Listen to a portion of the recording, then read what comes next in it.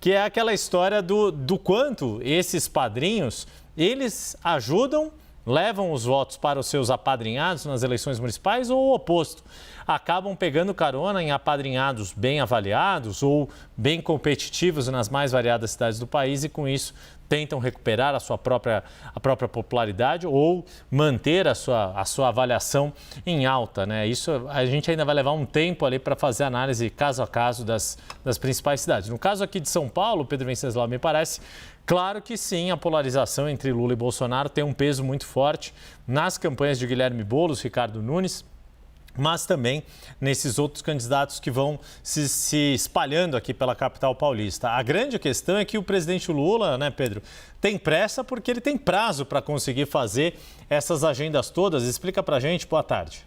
Boa tarde, Débora, Jussara, Yuri, boa tarde a todos. O presidente tem pressa porque a lei eleitoral determina que depois do dia 6 de julho, o presidente, governador, prefeito não podem mais participar de agendas oficiais, de cerimônias de lançamento de projetos, nem nada parecido com isso. Então não foi por acaso que o presidente Lula intensificou as suas agendas na semana passada e nessa semana. Ele esteve lá em Minas Gerais. Curiosamente, foi em 3 cidades onde foram lançadas as candidaturas de petistas, Contagem, Juiz de Fora e Belo Horizonte. Nas 3 agendas, ele colocou os respectivos candidatos ou candidatas do PT no palanque de eventos oficiais, onde foram lançadas obras do PAC, investimentos em infraestrutura e etc. Esteve aqui em São Paulo, numa agenda também ao lado de Guilherme Boulos, onde ele tratou da questão do metrô. E agora vai para Recife e também para Salvador, onde vai lançar ou oficializar o seu apoio para candidaturas que são, na verdade, apoiadas pelo PT. Nem em Recife, nem em Salvador, o Partido dos Trabalhadores tem candidatos, mas eles apoiam candidatos de outros partidos para tentar evitar a ascensão do bolsonarismo. Depois do dia 6 de julho, o presidente da República só pode participar de eventos ao lado de candidatos do PT se for eventos partidários e no final de semana e depois do expediente. Ou seja, fica muito mais complicado para o Lula fazer campanha para os seus candidatos depois dessa data limite. Já o Jair Bolsonaro não tem limitação nenhuma, porque não tem mandato. Então, o Bolsonaro continua liberado para visitar seus pré-candidatos, andar pelo país, subir em palanques, fazer motociatas, jet skiatas ou o que ele bem entender.